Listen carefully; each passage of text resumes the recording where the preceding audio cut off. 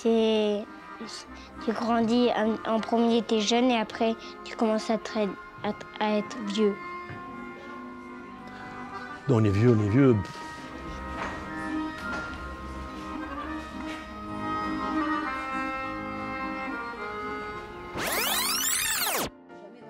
Alors il y a les vieux jeunes, les vieux et les vieux vieux. Je pense qu'on a fondé une famille, qu'on est parti à la retraite et du coup on est au repos, qu'on a plus de travail, qu'on est libre. Être vieux. Est-ce que je suis vieux? On n'est jamais vieux. Quand on a des passions, on n'est jamais vieux.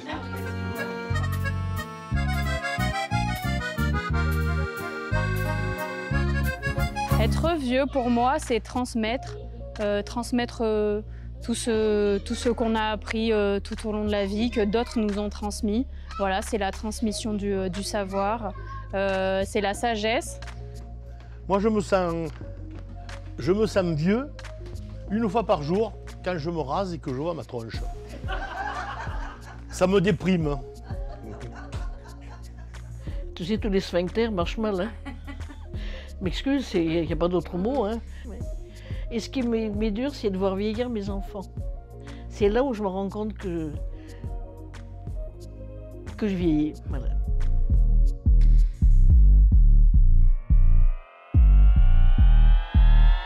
À un moment donné, quand j'étais très jeune, j'ai pensé il va y avoir l'an 2000. L'an 2000, j'aurai 45 ans. Je serai vieux. Aujourd'hui, je vais en avoir 70 dans quelques mois. Et quand j'entends des gens qui ont, je sais pas, 80, je les trouve vieux. Être vieux, c'est de ressentir ce qu'on... C'est de ressentir qu'on n'est plus capable de faire des choses, qu'on n'arrive plus à faire des choses, qu'on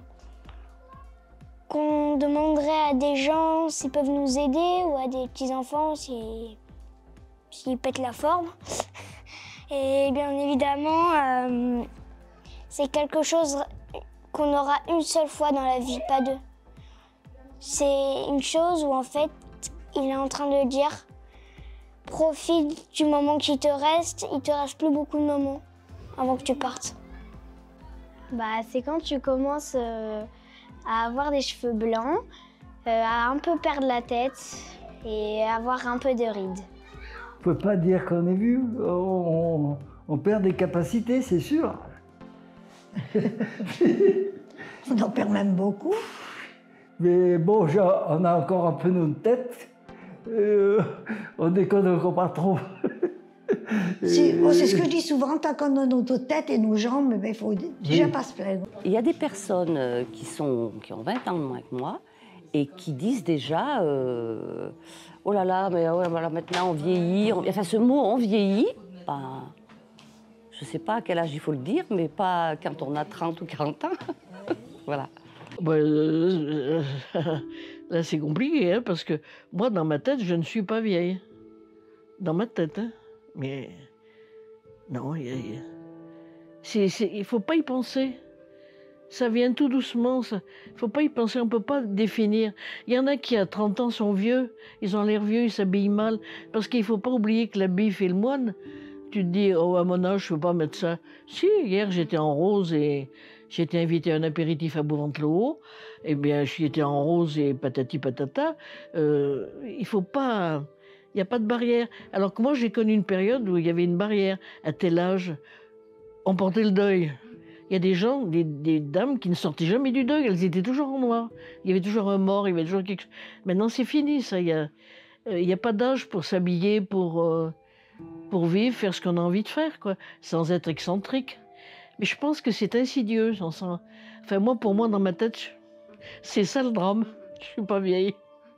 Je me souviens, j'avais acheté un pantalon, voilà, un pantalon très slim là en bas, et 2-3 personnes m'ont dit, m'ont fait la réflexion que c'était un vêtement de jeune. Je le porte plus. Voilà, j'ai pas aimé cette réflexion-là. Alors, ce qu'il y a, c'est qu'en vieillissant, on tutoie tout le monde. Oula. Alors, ça, c'est vraiment une... Je trouve qu'on est vraiment vieux dans le regard des autres, en fait. Ça, c'est une banalité aussi, d'une certaine façon, mais c'est un petit souvenir qui m'a beaucoup marqué. C'est la première fois que quelqu'un m'a proposé sa place dans un transport en commun. Un jeune homme, tout à fait... Voilà. Je suis rentré il était assis, il m'a dit « Vous voulez ma place, monsieur ?» Et j'ai vraiment eu un choc en me disant « Déjà ?»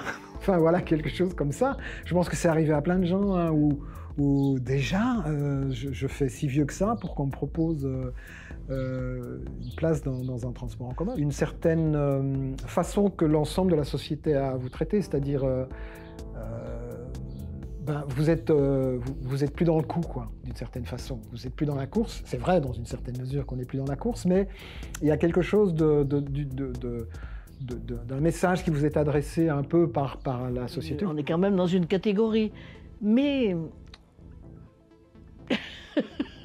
difficile. Et être dans une case... Je vais parler aussi de quelque chose qui est... Quand on disait on est un peu hors champ socialement, il y a quelque chose... vous le répéterez à personne. Hein. Mais il y a quelque chose qui moi, été un peu douloureux, mais bon... c'est effectivement dans le champ de la séduction, on va dire. Hein, ça ne veut pas dire conquérir, ça ne veut pas dire avoir des relations, etc., etc. Mais voilà, il y a un moment donné où vous sentez que vous êtes hors champ, quoi. C'est-à-dire que vous n'êtes plus dans la course. Je crois qu'on est vieux à partir du moment où on se le dit. Où on se le dit et où on se le dit et où on se le met dans la tête, où on commence à se dire qu'on n'est plus capable de faire certaines choses. Voilà. Ouais. Parce que on est en retraite. C'est qu'on est à la retraite? Oui. D'accord. Le jour qu'on a été à la retraite, on a eu moins de travail, mais c'est tout. On a plus pris notre temps de faire des choses qu'on n'aurait peut-être jamais fait avant. Mais autrement, on ne peut pas dire qu'on a vraiment vu que c'était une coupure. Hein.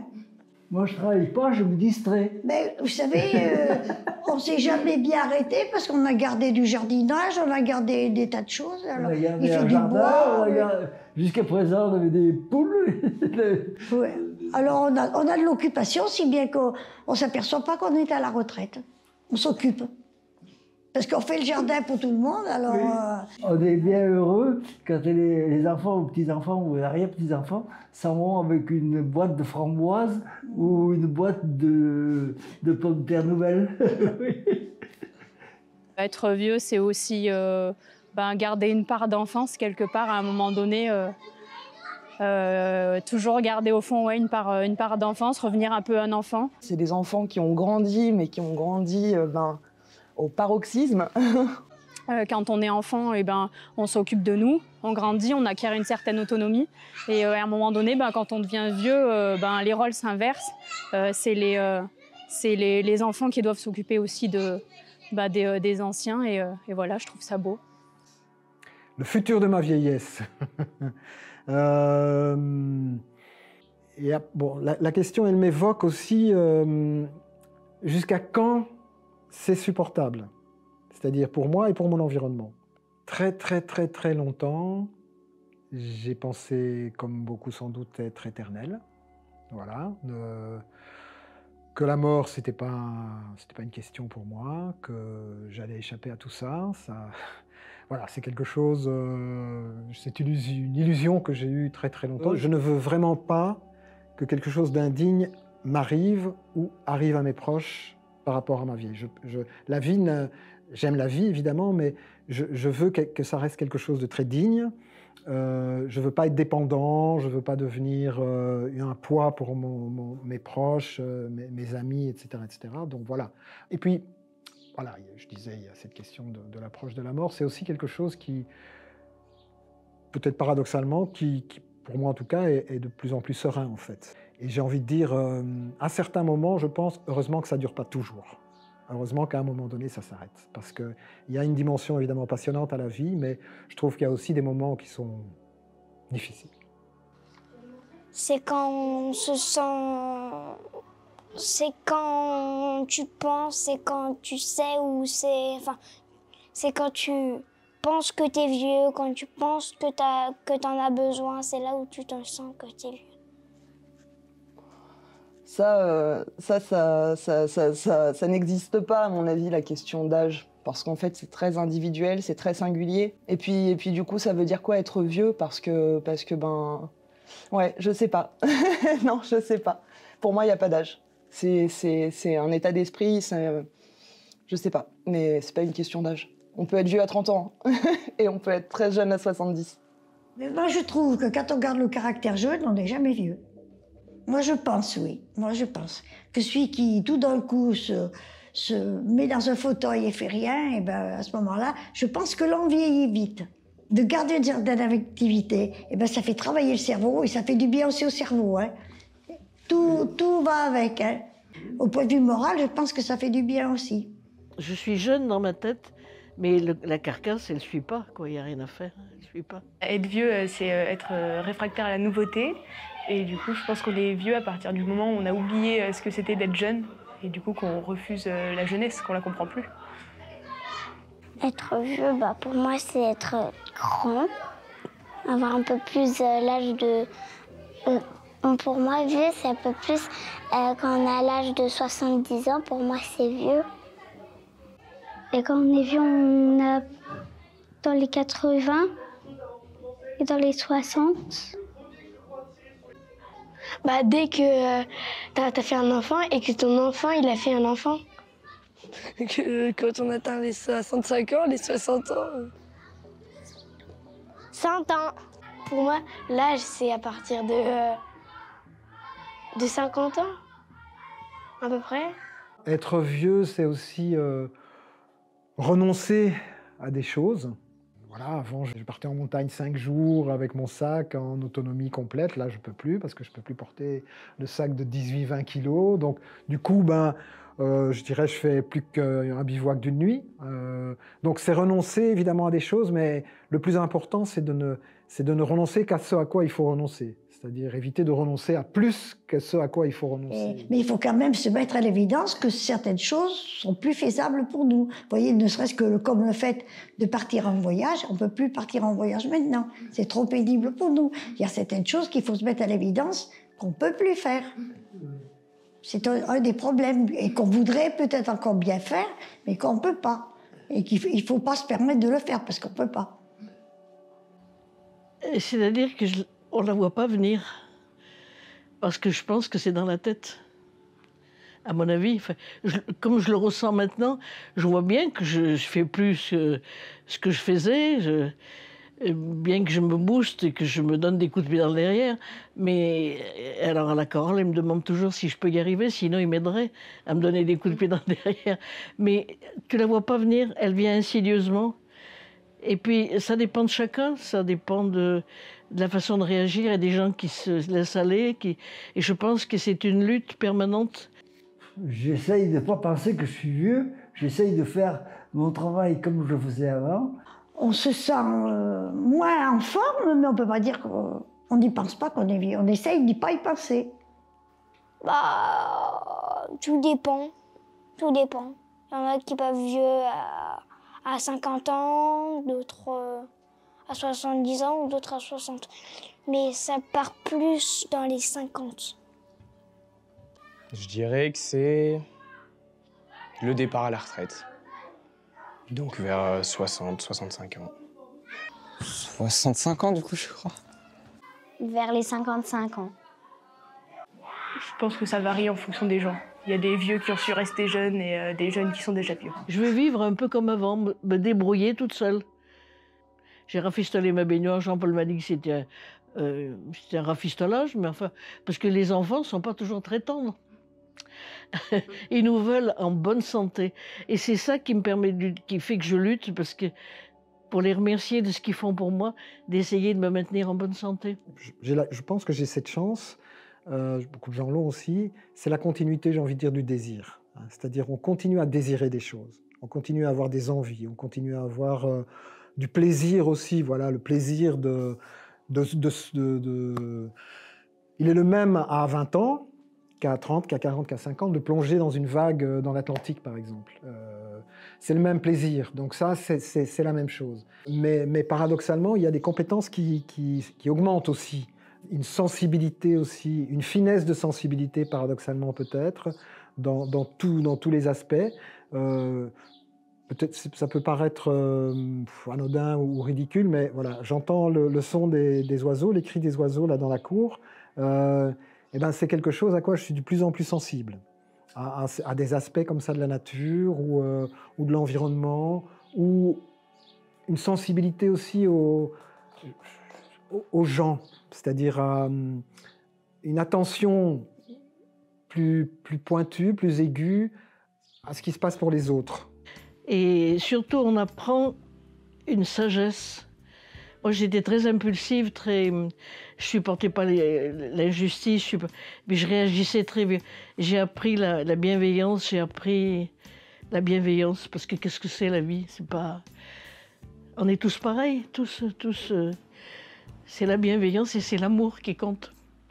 Pour moi, en tout cas, un des gros avantages, c'est d'avoir beaucoup de temps, évidemment. Une des choses pour moi qui m'est le plus cher, c'est évidemment d'accueillir, de pouvoir accueillir et d'être très présent auprès de mes enfants et de mes petits-enfants.